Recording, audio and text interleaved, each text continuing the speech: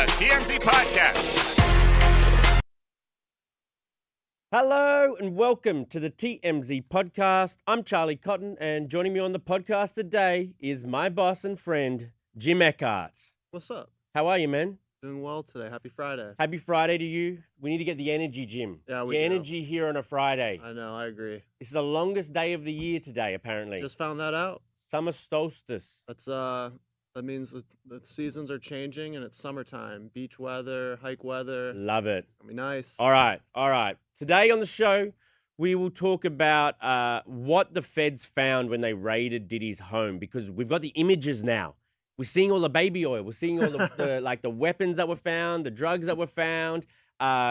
Interesting to see for yourself. It is, and to see where he stashed it all as well. Yes, very true. We'll talk about Chris Brown because he just pled not guilty in the bottle throwing incident. So he's over there in England trying to defend himself. Jojo Siwa, she just admitted that she felt pressured into labeling herself a lesbian. That's an interesting story. She had quite a bit to say about it. Yeah, she did. And if we have time, I kind of want to talk about the billionaire founder of Telegram who has fathered like 100 kids. Yeah. And he's going to leave billions to them, so they'll be all right. They'll do just fine. We'll remind you we're live on YouTube, so if you're on YouTube right now, leave your comments or questions or whatever, and we will get to them at the end of the show. To begin with, Brendan Paul is on the stand right now. Let's just start there. The alleged drug mule for Diddy. Yeah, so he's being questioned. This is like that kid who, was he like kind of a college kid or just out of college? Just out of college, used to be a former college basketball player, most notably at Syracuse. Yeah. And they kind of detained or arrested him when he got off like a Diddy's private jet one day. It was when the raids were going on. He was found to have cocaine and marijuana edibles on him at the time. So he ended up getting arrested for that. And it was kind of a little bit funny, I guess, because he looks like the least likely person you'd suspect to be Diddy's drug mule. Looks like an average Joe. Yes. As an average Joe myself, I can say that. You could be a drug mule, Jim. Shh.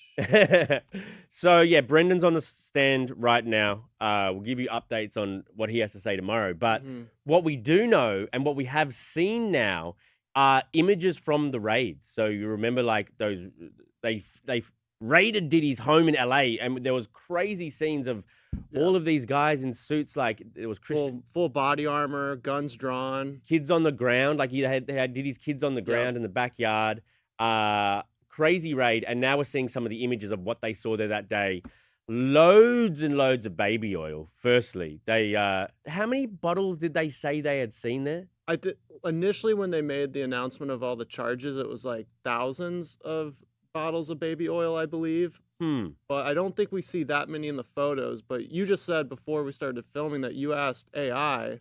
Yeah, I mean, I just plugged it into AI and said, hey, can you guess how many pictures of bottles of baby oil are in those photos? Yeah, but because you can't see a lot of the bottles, they're obscured from vision. So I just said, and they thought there was about 350 bottles between I think we have 4 or 5 images. So not the thousands I was expecting.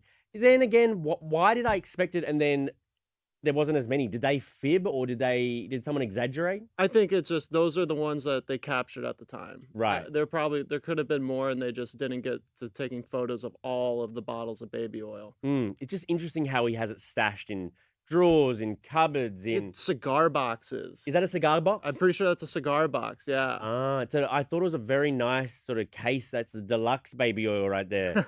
It was strange that he puts cases it like that. The good stuff. The good stuff. But yeah, just interesting. We're seeing photos from inside his house. On to our next story. Chris Brown. He's pleading not guilty in the bottle throwing attack in the UK. He was charged when he went over there for a tour, and it turns out that they still wanted him from a February 2023 incident when he allegedly sort of hit some guy with a bottle and obviously really hurt the guy, and the guy wants to sue, and now he's in court saying, I'm not guilty. Understandable. Chris Brown went to court today, had a nice blue suit on, looking spiffy to plead not guilty. Yeah, but I mean, I don't know have we seen much evidence of the alleged crime, or are we going to now? At this, we potentially could, but at this time, we haven't seen any video or images from the alleged altercation. Because it was in a nightclub or whatever, so surely they have sort of security camera. We'll see pretty soon what Chris did, but I mean, God, this guy just everywhere he goes, trouble follows him, huh? That seems to be the case. Yeah. So as part of the bail, he's a bail agreement, so he wouldn't have to spend the trial behind bars, I guess. He had to post a security fee of £5 million or $6.7 million. It's quite a lot. That's in case he never came back to the UK, I guess. Okay, yeah. I believe at the time they'd also taken his passport, which ultimately he got back after paying that the fee or the bail to get out, so he could continue on with his tour in Europe. And the tour seems like it's going quite well. People don't seem to mind. People love Chris Brown, man. Regardless of what happens, off the stage, people love Chris Brown. Yeah, he seems like he's got like one of the most loyal, passionate fan bases. Well, have you ever seen him on stage? He still rips dance moves. Oh, does he? Oh my gosh, yeah. But if he didn't have all of this sort of troublemaking stuff that we, well documented, could he be like, He could be on like the Mount Rushmore. Yeah, he could. He could be a top 4, top 3 artist in that sense, but unfortunately, he just kind of gets bogged down by things that happen outside of his music career. Yeah, he's an interesting sort of like personal life versus like the art and the music. Can you separate them, or can you? He's a perfect person for that, and I think people can't with him. People can't separate his music. Like either if you remember everything that happened, then it's hard for you to like embrace him as much. Yep. No, I completely agree with you. Okay, on to our next story. Jojo Siwa says she felt pressured into labeling herself a lesbian as she opens up about her romance with a guy, Chris Hughes. So she obviously got with Chris when they were in the Big Brother house. Yes. And then she dropped her girlfriend, an Australian, Kath Hughes. What's her name? Kath Ebbs. Kath Ebbs. So she dropped her at the Celebrity Big Brother after party to be with Chris Hughes, and now she's opening up about this. She said that she felt pressured into labeling herself a lesbian, particularly from her own community. She said it came from the LGBTQ community, including people she knew and former partners who wanted to give her a label, even though she says she didn't feel like she wanted to give herself a label, because now obviously she's like dating a different gender. It just sounds like she is a woman that wants to date who she wants to date, be attracted to who she wants to be attracted to without really putting labels on it. Right. Well, I mean, I understand, like, then she shouldn't have put a label on it in the first place if she was going to tear the label off. Because people are very if she felt that pressure, who knows the amount of pressure she was feeling, and who, like, obviously she says from the community and people she knew. If they were people that were very important in her life, kind of putting this pressure on her, I can understand why she would put that label on it. Yeah, I just think, I don't want to speak for the community. I just know a few members, and they don't want it like weekenders. You know what I mean? Yeah. Like interlopers who like come and say something for a moment, and she's a attention seeker, Jojo Siwa. She'll even tell you she's attention seeker. It's like her and Demi Lovato. And why do you have to wave your hand in the air and say, look, this is who I am, this is who I am, and then a year or less later you change your mind? Then maybe just go live your life, go with the flow. Hopefully, don't feel pressure to label yourself anymore. No, I completely agree. All right. Final story. Is this your favorite story of the day? Final story, final story of the week, favorite story of the day. The billionaire Telegram founder, his name is Pavel Durov. He has fathered over 100 children.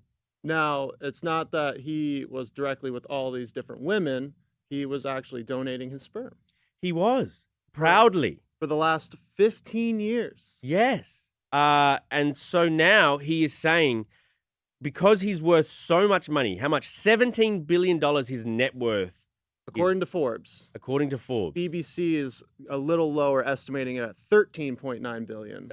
What's the difference of $3 to $4 billion? Well, he's now saying that, he will give his 100 kids that he's fathered, his wealth when he passes away, which is pretty good news if you've never even met this guy and you're finding out one day, oh my God, I'm going to be a millionaire, Yeah. or a multi. So, but he says it's going to be about 30 years from now until he does this because he wants all of these children to build themselves, from the ground up. That confidence, that hard work, that ethic. He's not just going to shovel that money to them immediately. Right. Yeah, that's a good way to go. But if I'm one of the kids knowing that much money's headed my way, Oh, you want it. I'm not as ambitious. Are you as ambitious to make something of yourself if you know that in a number of years you're going to be like, have at least 10 mil, probably like way more? Yeah, I'm trying to think of how to divvy up $17 billion equally. I wonder if the kids right now can take loans out from banks, like saying, look, that's my dad. He said he's going to give you the money one day. Could I take some loans out now for the next 20, 30 years? Yeah. I don't know. Just thinking eventually that money's going to come. Just thinking like a no good kid. All right, let's read out your comments. On Diddy, Franklin Wilson says, no offense, Charlie, because I like you a lot. Thank you, Franklin. And I imagine a lot of people do. That shit just ain't shocking anymore. The diddler is a monster. There's not much else to believe or say. Wow, thank you, Franklin. No offense taken. Justin says, the fact that the baby oil is stocked like a Target. I know. It is. Did he have like some OCD thing? Like how much baby oil was he using? It's crazy that you need it in every little compartment. People stocked up on groceries or like beer during the pandemic. That was him. I think that was him with baby oil. Yes, yeah, it was. I don't know why you need that much at one time at one of your locations. Mm-hmm. You can go back to CVS, like, you know what I mean? You don't need that much. Maybe you do. Oh, Costco, and maybe you do. Tammy Flynn said, I just watched the Chris Brown documentary and like literally he's violent, lock him up too. Oh. He might be, you might be right about that. He's headed that way, potentially. Jesse Remsen says, every time I see Chris Brown, I see Rihanna in the famous picture. I'll never forget that moment. Yeah, I think understandable. He can't be severed from that. Yeah. He'll always be... It's always going to be tied to him. But some people can refresh their image, but he's never been able to. Mm-mm. Like, some people make you forget about dark shit they've done. Yeah. But somehow, I think it's because it was Rihanna. Like, and Rihanna's... And people love her. Yeah. And, that means we'll never forget. On the Jojo Siwa, Sivian Sanders says, I'm glad for Jojo being happy, let her live. I'm glad for her being happy. Yeah. I mean, we got her out this week while she was out in the town in WeHo, and she was glowing. She was happy. She loves her life right now and everything that's going on. She did look happy because she didn't look like she was... I mean, I know she's at Craig's, the #1 celebrity restaurant to be filmed at, but it's not like she was like, had all the crazy outfit and the crazy car and like chilled Jojo Siwa. She looked regular. And so she looked happy. Mm-hmm. I think she should lean into that. Yeah, completely agree. And a few miscellaneous comments. Hello from Estonia. What's up? Thank you for joining. Lilia Ojamets. Thank you for joining from Estonia. That's amazing. And Eminem says, my 10-year-old heard the song Down Under by Men at Work and asked me to put it on her playlist. Fantastic. That's good. Something else that she should put on her playlist, the Big Down Under podcast. The Big Down Under podcast, and we have a little special exhibit A for you guys. Here is a taste of the episode that's out this week. In America, I hold some crazy records. I've actually beaten Joey Chestnut in a couple of chicken wing contests. You have? So they're kind of my claim to fame. Yeah, I got 278 buffalo wings in 12 minutes and 224 grilled chicken wings in 8 minutes. And I beat Joey in both those contests. So pretty crazy. How did you manage to do that? Like, he's obviously like the GOAT, right? He's the GOAT, man. Joey Chestnut came up after him after the competition and said that this guy's the GOAT of chicken wings.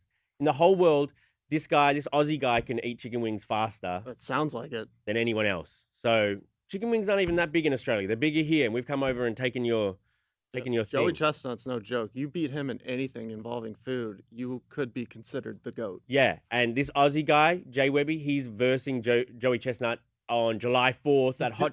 They're going to go mono and mono and others, actually. And at the July 4th thing, he's going to try and take home your biggest prize home to Australia. A hot dog eating contest. That's an American staple. It is. Everybody watches it every 4th of July. It is. So please, if you're If you're out there, click on the pod. Click on the pod. Save Big Down Under podcast, everybody. We should have a formal campaign.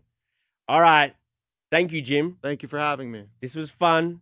Thank you for my performance review earlier in the week. You do amazing work here, and I always look forward to working with you. Wow. Likewise, brother. Likewise. Have a good weekend. And everyone out there, have a good weekend too. Thanks for watching. We'll see you next week. Goodbye.